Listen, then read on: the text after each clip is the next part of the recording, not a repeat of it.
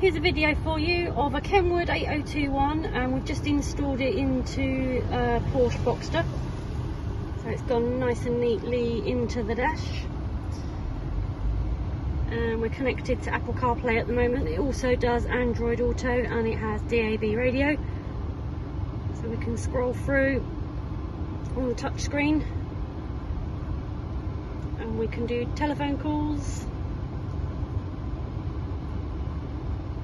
We can do Spotify.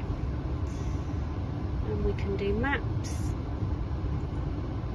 It does Waze as well, so it depends what apps you have on your phone, but a lot of them become accessible on the screen.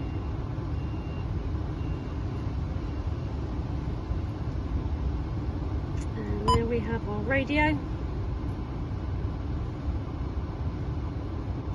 and our station list. And this unit has a good graphic equalizer, so if you're really into your sound you can have a lot of fun with this one. And we can go back into CarPlay. So it takes the best bits of your phone, puts it all into one place.